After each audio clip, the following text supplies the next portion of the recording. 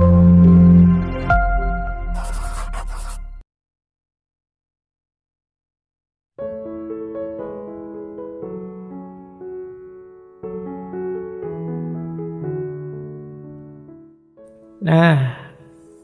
ada beberapa pandangan, ini saya agak cepat saja ya, materinya agak panjang. Ini materi 1 semester saya bawa. Tentang sains dan agama, jadi saya agak cepat. Monggo lah kalau yang ngantuk mau tidur-tidur saja, tidak apa-apa. Nanti diulang-ulang lagi. Ini batasnya sains. Bahwa sains itu penting, iya, tapi ada beberapa hal yang sains tidak berdaya. Perlu bidang yang lain, termasuk antara lain etika, moral, atau agama. Yang pertama apa? Sains sulit untuk membahas problem nilai. Jadi sains bisa membahas misalnya madu ini kandungannya apa saja bisa. Tapi begitu madu ini manfaat enak atau tidak, itu sulit sains bahas. Jadi mawar sama melati itu mana lebih cantik, itu sulit sains. Tapi kalau dia ngukur zat-zat apa yang terkandung, pengaruhnya apa, itu dia bisa. Tapi baunya lebih enak mana yang lebih asik, mana yang lebih nyaman, mana yang itu kalau level-level nilai semacam ini sains sulit masuk. Jadi di level nilai perlu dukungan bidang yang lain. Mana lebih berharga di situ, contoh emas atau baja misalnya. Ya tergantung juga dalam konteks apa. Dalam konteks perhiasan ya emas lah. Tapi kalau lagi bangun bangunan ya tetap lebih kuat baja. Jadi tidak eksak, sesuai kebutuhan, sesuai situasi. Ada nilai yang berbeda. Nah, ini batas yang pertama. Jadi di titik ini nanti antara lain termasuk agama bisa jadi pelengkapnya sains, karena sains terbatas begitu masuk ke sini, masuk ke ranah nilai. Terus batas yang kedua, masuk ke ranah moral. Itu juga sains agak sulit.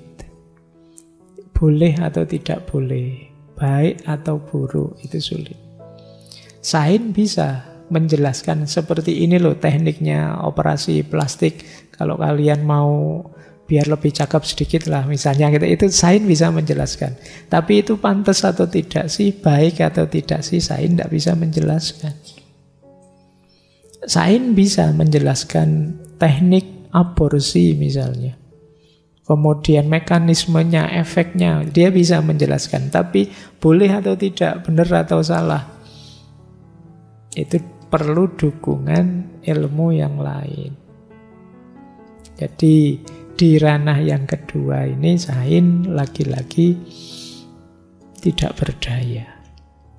Aspek problem moralitas. Terus sains juga sulit masuk ke ranah supernatural. Bulan lalu kita membahas supernaturalisme. Yang itu cara berpikirnya adikodrati, tidak alami. Ya kalau yang supernatural kan susah dijelaskan secara eksak pakai sains, pakai rumus-rumus sulit. Bisanya spekulasi-spekulasi atau paling tidak analogi-analogi. Kamu kias-kiaskan. Jadi kadang-kadang yang gaib-gaib itu kan kamu bayangkan ya sesuai dengan hal-hal fisik yang kamu pahami. Misalnya kalian diceritain besok itu di akhirat amal baik dan amal buruk kita ditimbang misalnya. Itu kan di kepalamu terus muncul gambar timbangan besar.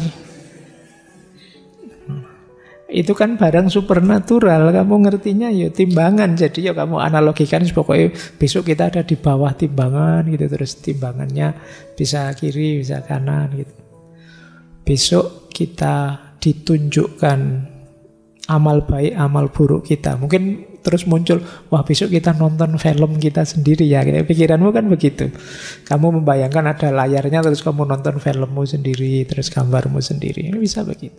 Itu berpikir analogis. Karena barangnya sendiri supernatural, di luar yang alami. Kamu membayangkan Shirotol Mustaqim, jembatan yang, wah itu kan yo bayanganmu kayak jembatan beneran wis. Tapi itu dia kecil sekali seperti rambut yang dibelah 7, yang tajamnya 7.000 pedang dan lain sebagainya. Ini kalkulasi-kalkulasi analogis namanya. Imajinasi main. Kenapa? Barangnya tidak ada. Faktanya tidak bisa diakses oleh panca indera kita. Nah, di titik ini memang sains tidak berdaya. Jadi hal yang supernatural. Makanya kalau menurut aliran positivisme logis, kalau dalam filsafat, yang supernatural metafisik itu istilahnya tadi meaningless. Meaningless itu bukan berarti salah, tapi dia tidak bisa dikelola secara ilmiah. Jadi kalau mau diilmiahkan sulit, tidak ada faktanya. Nah ini batas-batas sains. Jadi sains itu hebat, luar biasa, tapi begitu masuk aspek nilai, masuk moralitas, masuk yang supernatural, dia perlu bantuan bidang lain. Baik, kita lanjutkan ya. Nah, sekarang kita mulai jenis-jenis hubungan. Ini yang pertama, jenis hubungan yang tidak enak, yaitu jenis konflik. Nah, ini ya tidak hanya antara sains dan agama, hubungan apa saja kalau konflik ya tidak enak.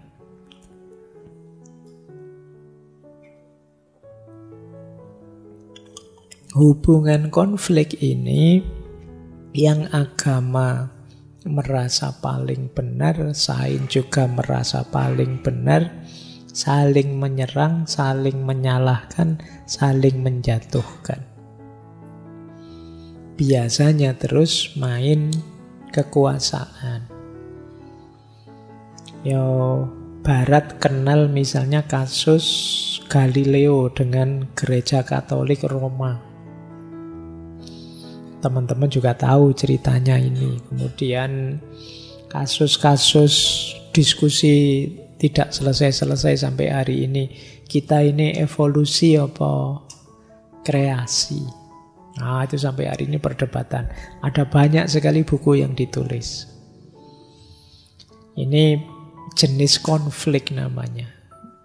Dalam sejarah Islam juga ada fenomena pemaksaan pandangan oleh yang punya kekuasaan. Misalnya di era Mu'tazilah, era Abbasiyah itu ada namanya mihnah. Mihnah itu uji pandangan, uji keyakinan. Kalau keyakinannya beda dengan yang diyakini oleh kekhalifahan, oleh dinasti, terus ulamanya dieksekusi. Sama seperti yang dialami oleh Galileo. Jadi di kasusnya Galileo, gereja ingin mengendalikan dunia ilmu. Sehingga lahirlah namanya imperialisme agama. Gereja menolak fakta-fakta yang bertentangan dengan teologi dan mencoba menindas teori-teori ilmiah zaman itu ya. Kebalikannya juga ada, yaitu imperialisme ilmiah. Kalau imperialisme ilmiah itu kebalikannya, ilmunya yang menjatuhkan, menyalahkan agama. Agama dianggap irasional, agama dianggap tidak ilmiah, tertutup, kolot, dogmatis, kuno. Nah, itu serangan-serangan pada orang beragama. Jadi ya dua-duanya negatif. Apakah imperialisme agama maupun imperialisme ilmiah, karena dua-duanya ingin memaksakan pandangannya. Ya memang kadang-kadang sulit mengendalikan ketika berbeda. Agama menyatakan begini, Said menyatakan begitu, terus masing-masing saling mengklaim, lahirlah konflik. Kadang-kadang kita juga gelisah. Yang kita pahami kok beda ya Pak dengan ajaran agama ya Pak, misalnya itu. Terus kita gelisah. Ini namanya situasi konflik. Saya kasih contoh ya, tokoh yang konflik tapi yang diserang agama. Misalnya Richard Dawkins. Beliau ini nyinyir sekali kalau sama agama. Kata dia, sains dituduh merusak agama, padahal agama juga merusak sains. Agama mengajarkan orang untuk merasa puas dengan hal-hal sepele yang tidak dapat dijelaskan dengan cara supernatural dan membutakan mereka terhadap penjelasan nyata yang menakjubkan yang kita miliki dalam genggaman kita.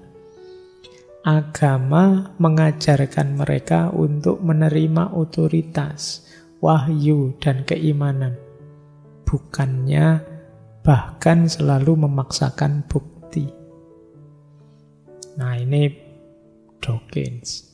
Kita yang beragama dimarahi sama dia.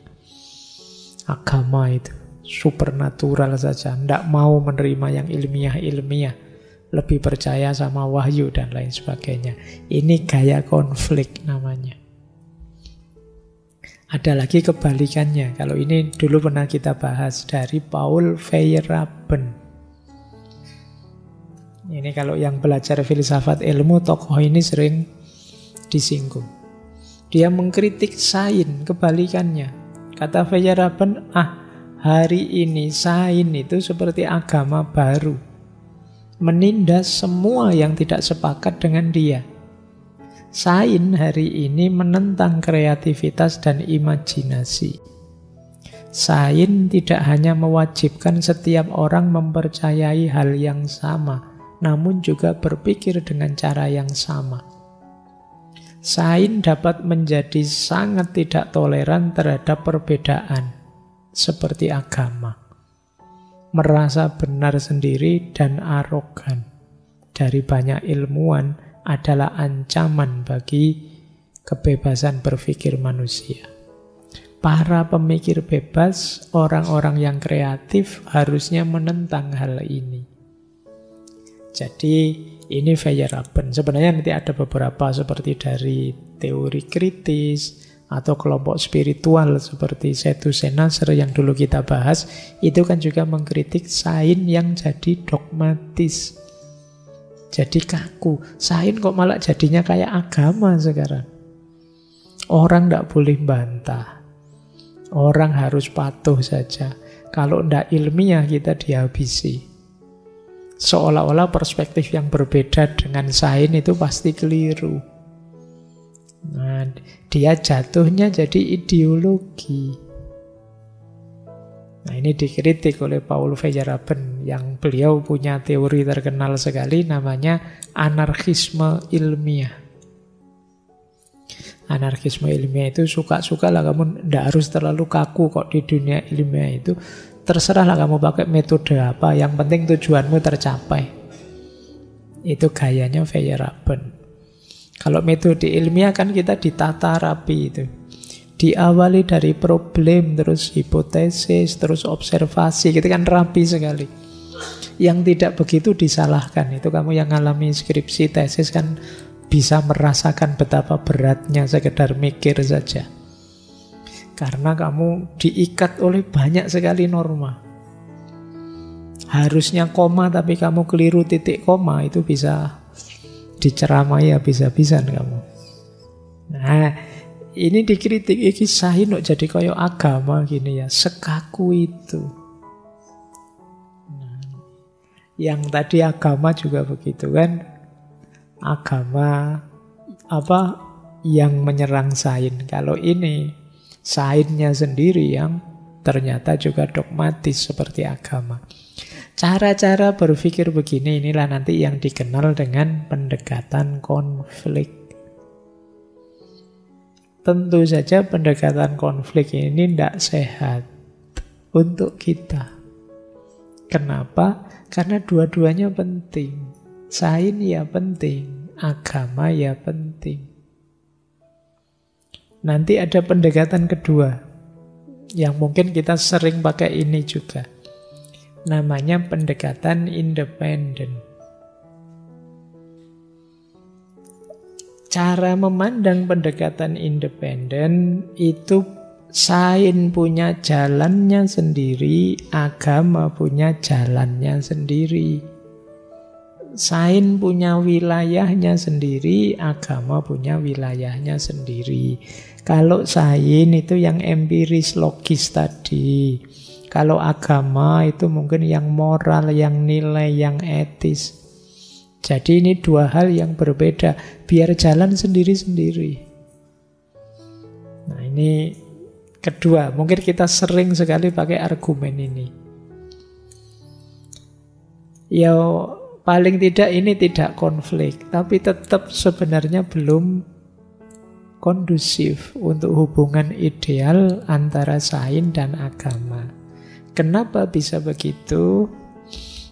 Ini loh kata Ian Barbour, kata dia, kita tidak menjalani hidup ini secara terbagi rapi dalam kompartemen-kompartemen yang terpisah. Kita mengalaminya secara utuh dan saling berhubungan. Sebelum kita mengembangkan disiplin ilmu tertentu untuk mempelajari berbagai aspeknya. Ya memang faktanya agama mengurusi ranahnya, sains mengurusi ranahnya. Tapi dalam hidup kita dua-duanya jadi satu. Campur. Nanti kalau kita pisah-pisah seperti ini, nanti itu kan agama, sekarang saya sedang jadi ilmuwan ini. Nah, agamanya nanti saja. Nanti bisa jadi begitu. Kalian melakukan penelitian-penelitian yang membahayakan manusia misalnya. Bahaya atau tidak itu kan nilai. Begitu, Mas, jangan neliti begitu dong. Itu dosa lo, merusak lo, bahaya. Enggak apa-apa, kan ilmiah ini konteksnya. Zaman saya awal-awal dosen dulu ada mahasiswa yang penelitiannya tentang religiositas PSK di Sarkem. Itu kan ngeri, mahasiswa masih muda. Terus tiap hari keluar masuk di sana. Itu kan, ya kan dia bilangnya ya gagah kan sebagai ilmuwan kita objektif. Iya ning aku yo masalahnya kamu orang yang sama, yang juga punya nafsu, punya kepentingan, punya keinginan. Apa bisa kamu misah dirimu? Ini ilmuwannya saja ini, Pak. Nah, nanti baru laki-lakinya saya pending dulu. Nggak bisa. Karena kamu ya ilmuwan, ya laki-laki. Ya, itu kritiknya Barbour persis seperti itu. Apa bisa kita misah-misah dua? Oh, ini agamanya, nah, ini sainsnya. Gitu. Wong dia menyatu, berjalin dalam hidup kita ini. Ketika dipisah-pisah, ya nanti ada kan kadang orang menyebutnya sekuler itu. Nilai agama ya agama, kalau tentang ilmiah ya ilmiah, sains for sains. Tapi cara pandang begini kan dalam sejarah kadang-kadang menghasilkan banyak tragedi. Ketika pengembangan sains tidak diiringi kesadaran atas nilai-nilai dan kemanusiaan. Maka banyak produk teknologi yang blunder malah menghancurkan kita sendiri. Ada nuklir, ada macam-macam. Jadi ini paradigma independen ini memang tidak tabrakan, jalan sendiri-sendiri, tapi kurang fungsional. Karena dalam praktek menjalankannya bareng dua-duanya. Kita ya orang yang sama, yang beragama, yang sekaligus berilmu. Lagi-lagi setelah independen, ketika masuk dalam diri kita, jatuhnya bisa konflik lagi sudah. Jadi ini solusi kedua. Ya mungkin sampai level tertentu solusi ini bisa kita pakai. Itu kan ilmu. Ini agama loh, itu mungkin bisa begitu. Tapi tidak selalu bisa kita pakai. Di banyak kesempatan nanti bisa konflik, bisa tabrakan ketika isi dan kepentingannya berbeda. Baik, saya lanjutkan. Itu yang kedua. Sekarang yang ketiga. Nah, yang ketiga ini baru banyak diapresiasi. Kalau bisa ya paling tidak ilmu dan agama itu saling berdialog. Dialog itu kan berarti saling memberi masukan. Kenapa sih Pak kok harus dialog? Yang pertama karena dua-duanya penting. Dua-duanya kita hayati, kita fungsikan dalam hidup. Rasanya tidak ada yang boleh harus dikorbankan, baik sains maupun agama. Berarti harus dua-duanya kita bela. Sementara kadang-kadang tabrakan. Di situ gunanya dialog. Yang kedua, baik sains maupun agama tadi sudah dijelaskan ya, dua-duanya sama-sama tafsir. Sama-sama pemahaman kita. Berarti selevel saja, tinggal siapa tahu pemahaman kita yang keliru atau harus disesuaikan lagi, harus dipaskan lagi misalnya. Loh ini dasarnya Al-Quran ya Pak? Iya, Al-Qurannya pasti benar, tapi pemahamanmu tidak. Karena kita ini manusia, bisa salah dan mungkin salah. Maka jangan ragu-ragu untuk mencari wawasan baru, masukan baru untuk memahami lebih baik. Kita memahami agama dengan bantuan sains kan oke. Kita mendalami sains dengan memperhatikan perspektif agama juga kan lebih utuh. Baik, yang ketiga, tadi juga sudah dijelaskan, yang ilmiah itu isinya tidak selalu rasional empiris, juga ada imajinasinya, ada intuisinya. Agama yang menurut kita hanya keimanan, rasionalnya juga banyak. Karena itu, sudut pandang agama dan sudut pandang sains sangat mungkin dipertemukan. Kita membahas masalah dari berbagai perspektif. Lingkungan, kedokteran, penelitian, itu kan bisa kerjasama antara agama dengan sains. Agama dari sisi nilai moral dan spiritualnya, sains dari aspek teknis, empirisnya. Nah, dua-duanya jadi utuh kalau saling berdialog, saling memberi masukan. Ini jenis interaksi yang ketiga. Nah, kalau yang seperti itu banyak yang menyarankan. Misalnya, saya ambil dari Paus Yohanes Paulus II. Beliau menyatakan, sains dapat memurnikan agama dari kesalahan dan takhayul. Dan agama dapat memurnikan sains dari penyembahan berhala dan memutlakkan yang salah. Nah, kadang-kadang kan misalnya begini loh, kalau dalam Islam itu misalnya ada teori namanya teori taskhir. Kita itu bisa bertauhid secara murni ketika kita bisa menaklukkan alam semesta. Jadi kita berdaya di hadapan alam, bukan tidak berdaya. Ini namanya taskhir, menaklukkan alam semesta. Loh, untuk bisa menaklukkan alam semesta ini kan bekalnya sains, bekalnya ilmu pengetahuan. Makanya kata Paus tadi, bisa loh agama sains membantu agama dari pemberhalaan. Karena biasanya orang yang tidak berdaya itu memberhalakan apa yang tidak dia pahami. Misalnya zaman dulu ada orang yang dalam tanda petik ya, nyembah laut, nyembah gunung, nyembah pohon. Kenapa? Belum bisa menaklukkan, tidak paham teorinya, tidak paham seluk-beluk ikhwalnya. Dia tidak berdaya di hadapan alam semesta itu. Akhirnya muncul pemujaan-pemujaan karena dia merasa lemah di hadapannya. Ini namanya teori taskhir.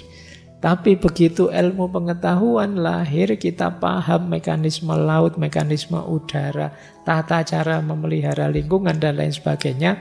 Sekarang kita bisa ngontrol. Jadi kita berdaya sudah, kita tidak lemah lagi. Di situ pentingnya sains untuk membantu keimanan kita.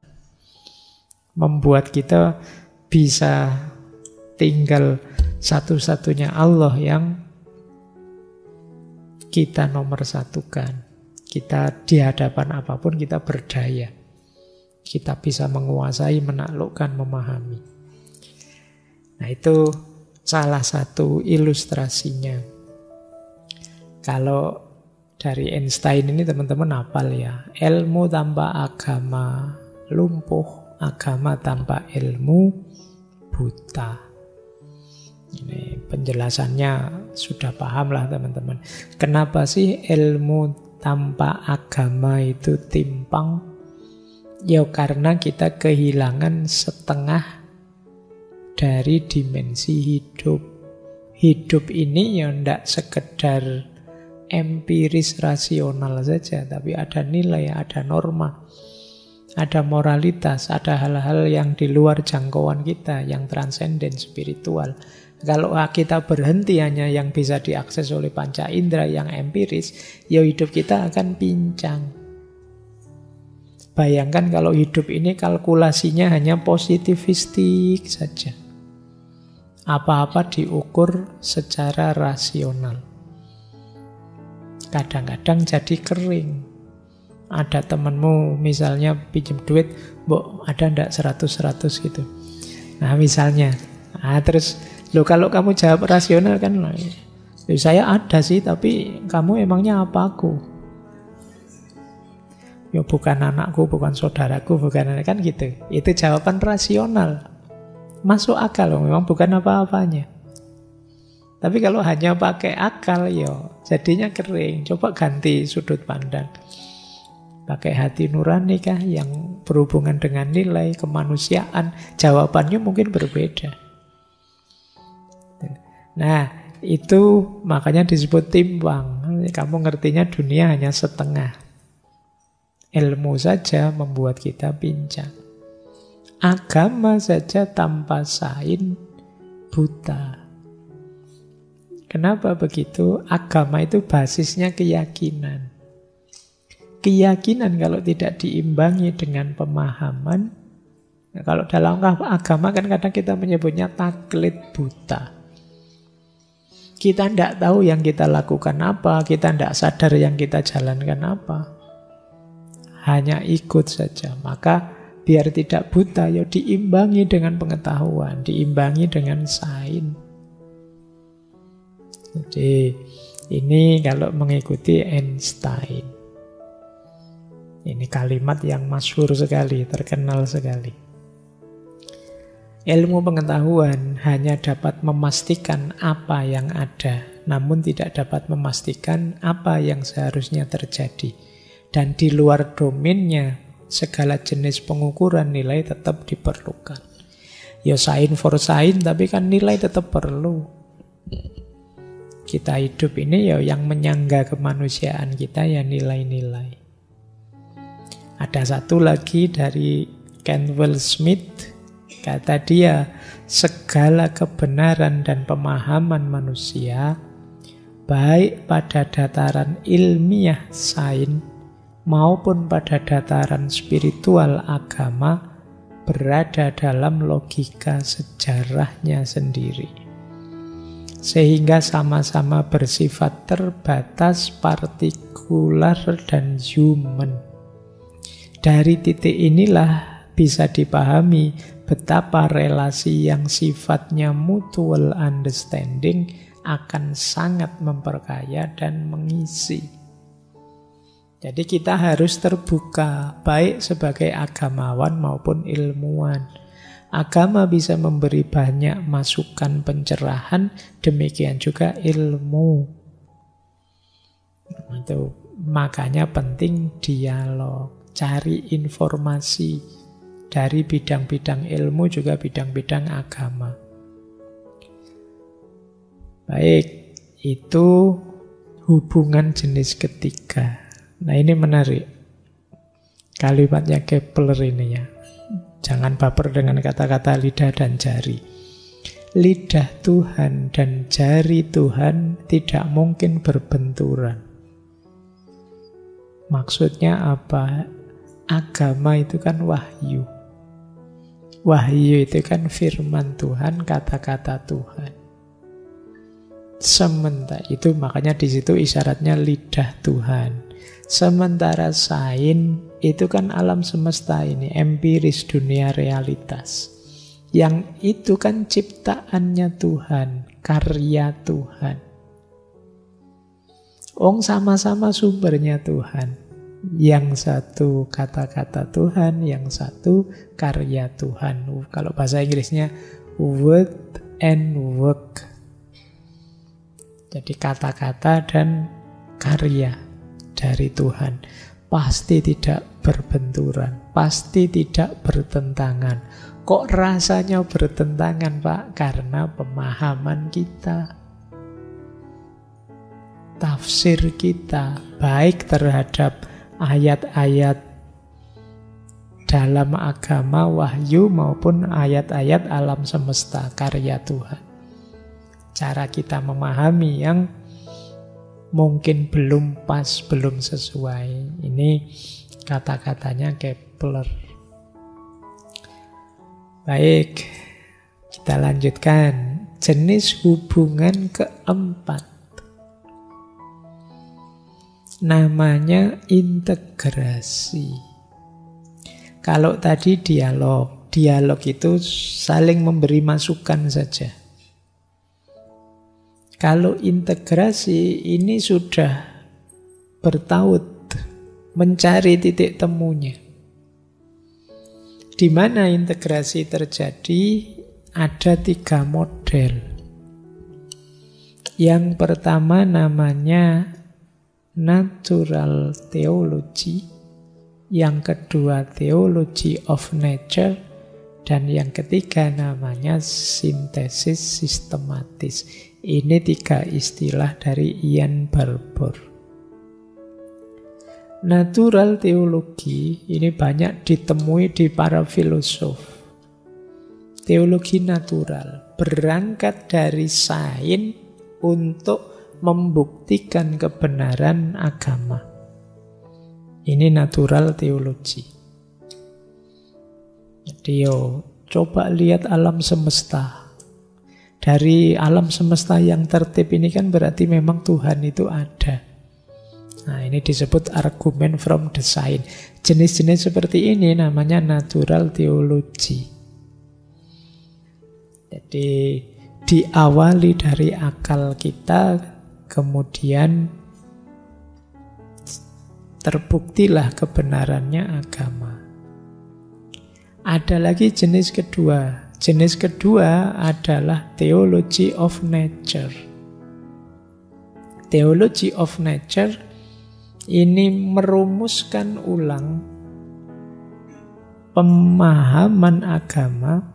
Kalau tadi kan membuktikan, kalau ini merevisi. Diawali dari keimanan, ditambah sains, kemudian imannya berubah jadi lebih kuat atau lebih baik. Itu theology of nature. Kalau yang pertama tadi diawali dari sains, terus terbuktilah hal-hal yang kita sebut religius. Kalau yang kedua diawali dari agama. Ketika dipertemukan sains, lahir revisi-revisi terhadap keyakinan kita. Yang kita kemarin dari kitab suci begini, kita pahami begini. Oh ternyata kata sains begini pasnya. Oh berarti tafsir saya harus disesuaikan lagi. Kemarin saya menafsirkan dari ayat Al-Quran misalnya bahwa bumi itu datar. Sesuai ayat ini berapa. Oh terus, oh enggak, kata para ilmuwan bumi itu bulat. Oh mungkin saya salah menafsirkannya. Coba saya ulang lagi membacanya lebih teliti. Nah ini namanya theology of nature. Jadi kalau natural theology mikir saja dan kesimpulannya nyambung dengan agama. Kalau theology of nature kita beriman, percaya, kemudian mendapat pertimbangan-pertimbangan sains sehingga kemudian terjadi revisi-revisi. Ada lagi yang ketiga, kalau ini baik sains maupun agama kita kumpulkan jadi satu menjadi visi hidup kita. Dua-duanya kita sambung. Itu namanya sintesis sistematis. Jadi kita atur, kita itu ya sains ya agama. Nah, nanti polanya banyak. Jadi ini namanya integrasi. Menemukan titik temu antara agama dan sains.